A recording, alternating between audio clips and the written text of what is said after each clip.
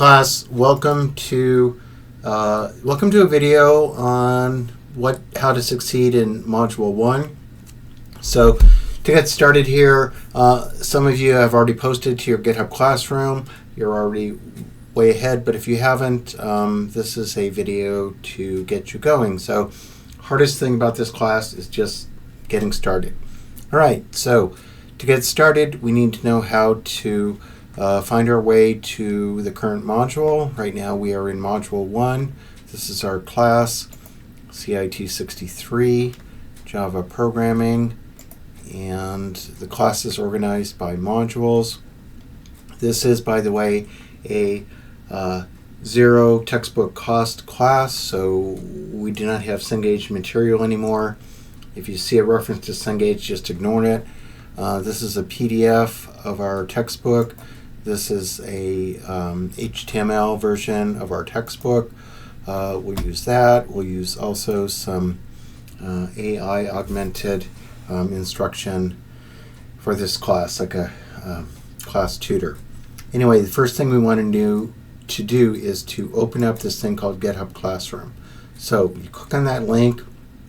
If you do not have a GitHub account, please create a GitHub account. If you have a GitHub account, this is where you use your GitHub credentials, which means your password, your username and your password to log in to continue to GitHub Classroom, okay? So I have a GitHub account already. I use my username and my GitHub password to sign in to GitHub Classroom. I have cannot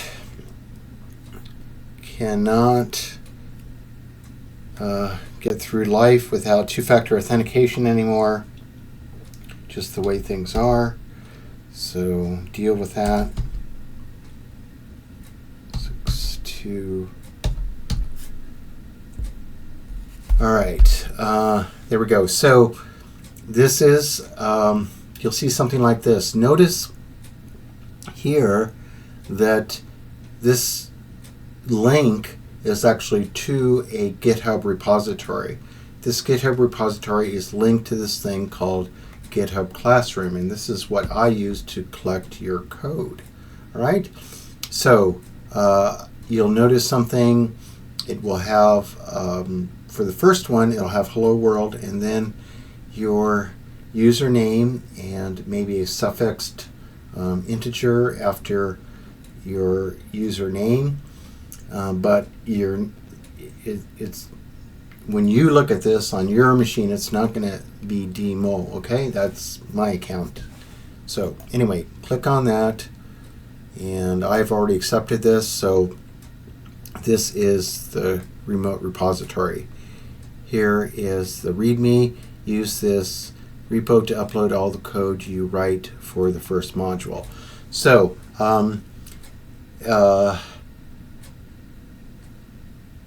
getting code into a remote repository using SSH calls, using private and public key pairs can be kind of complicated. So let's just not worry about that to get along in the beginning here. To add your code to this, you will just click on this and then say, oops, let's click on add file and then upload files. Then choose your files and then find the Java source code that you want to enter. In my case, it's going to look something like this, right? Variables in math.java. Click on that, and most important thing you do is commit changes. Okay, so once I commit those changes, voila, variables in math.java was uploaded to my GitHub Classroom repository. All right, so that's kind of the end of the answer. How did I get there? How I got there was I started I started here, and let's see, where did I know what I was supposed to do? I suppose I went here in the first place, and I read this, right? It seems like I have asked for you to do this about 5 different ways in 5 different modules, mini modules of Module 1. But anyway, work through as many programs as you can in Chapter 2 of our textbook and also the videos. So just get some Java code into this. That's what I want you to do, okay? So how do we do that? Well, I'm going to use a program, an integrated development environment called IntelliJ. If you do not have a program, if you don't have a favorite IDE like VS Code or Visual Studio or Eclipse, then download IntelliJ. Specifically, download and install the community edition of IntelliJ, and that is free version.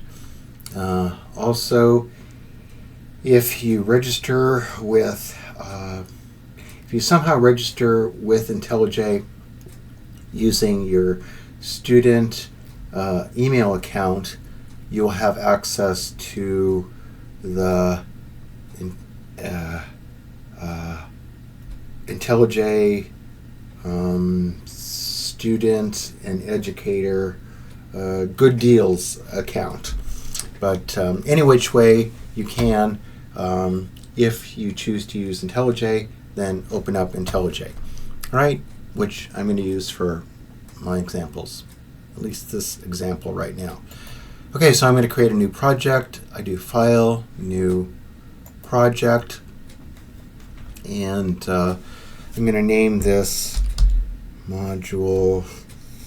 I forgot to delete my old modules, so just allow me that. I'm going to name this module 01A, and notice I give it a location. So you need to be mindful of where your Java code is being created on your local machine, because you need to access that when you upload that to your GitHub Classroom remote repository. Okay, so I know that mine is going to be on my local C drive, 2024_spring Java module 1, and specifically it is going to be in module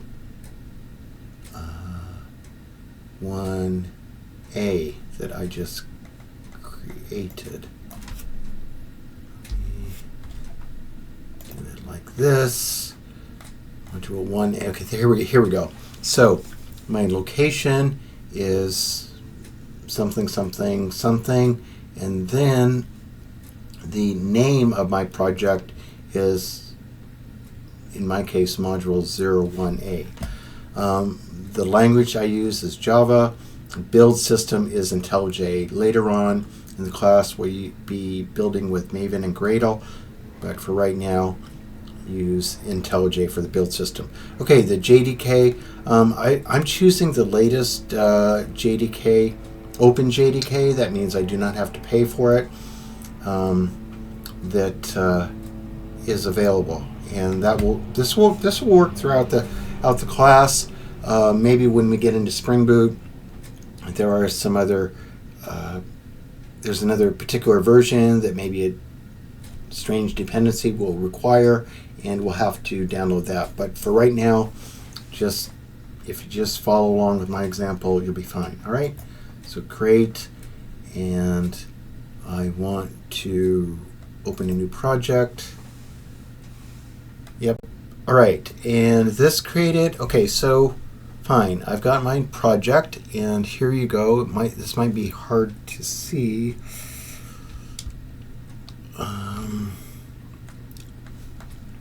I just apologize for the micro text here, but anyway, my path is actually here. So it says C:\2024_spring /Java /module 01A. So this is my project, right?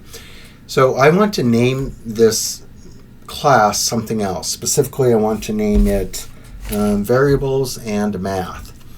So if you started like this, what you do is right-click on the name that you want to change and scroll down. You can't just delete it and give it a new name. Our IDEs don't really like that. They have to be refactored, which means that they have to be torn down and recreated in an organized fashion. So refactor, rename, that's what I want to do. And instead of naming this main, I want to name this variables and math. Variables, and this is going to be a class name. Classes in Java start with uppercase letters, V-A-R-I-B-I.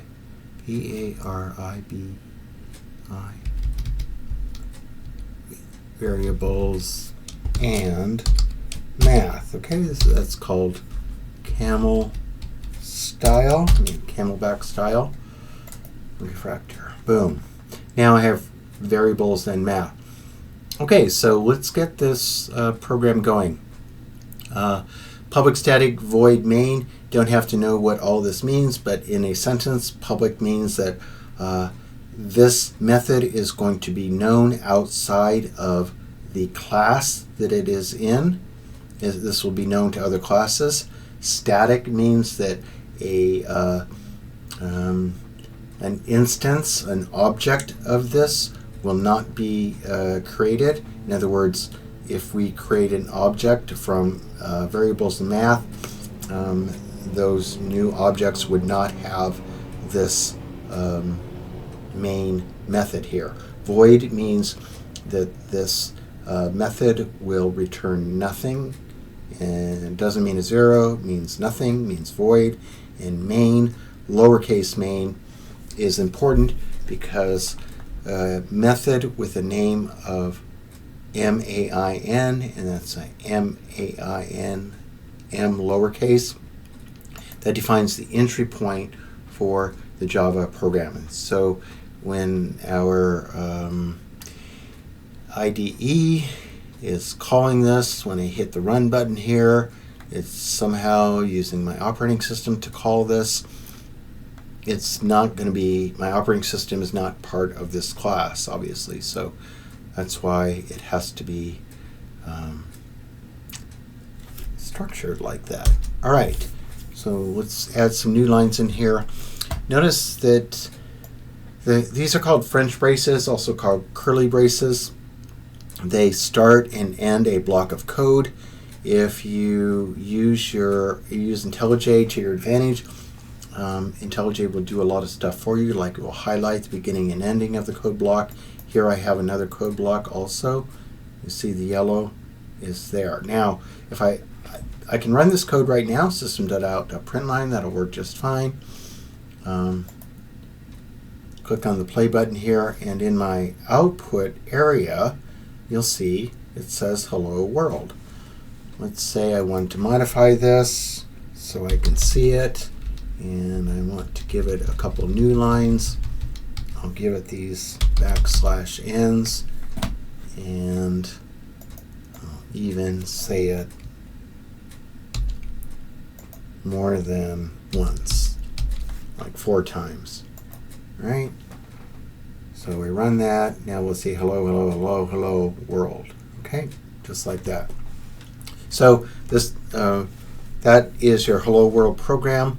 And actually, for this video, let me just stop it here, and I promise I'll do another video. I like to limit my videos to 15 minutes, so this video will be about how to accept a GitHub Classroom assignment, and then how to code up the Hello World program, in a new Java class that you've created and not let your integrated development environment, your IDE, create. And then we'll make it do what it's supposed to. It's supposed to output hello world. Yep, it does hello world. Now, so my program is saved. Now, what I'm going to do next is I'm going to find my source code that is going to be here in this path. That's why you paid attention to the path that IntelliJ was using to create your first project, right? So in my case, the path is C:\\2024_spring /Java /module 01A. So first, I want to find that, right? So I go to C. I know my computer is cluttered. Don't worry about that. I'm just finding my way here, right? So 2024 Spring, Java, here's module 01A.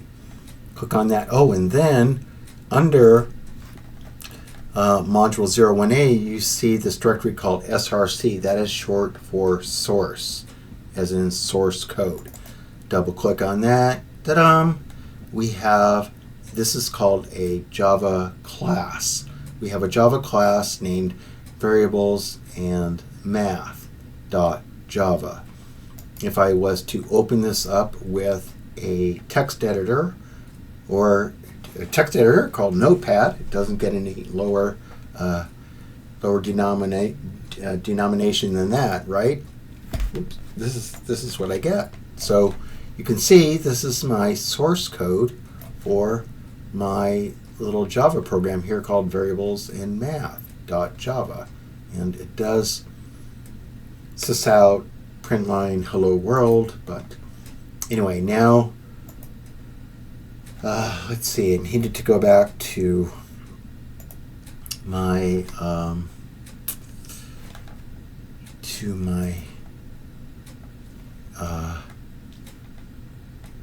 GitHub classroom assignment, right? So this is what I did in the very beginning. This was a different file. Now I click on, so I have this open, right? So this is, yours is going to be hello world, something that has your name here. So I click on add file, upload files. I'm going to say do not make this hard, okay? And here, because I had this open earlier, you can see here's that path name. And here, this is the Java class that I want to upload there. Click that. Main thing is commit changes. If you do not commit changes here, it's not going to be uploaded, okay? And there you go. Variables in math.java. This is what the code looks like here. And this is, oh, nope, this is one I did before. That was a demo I did before.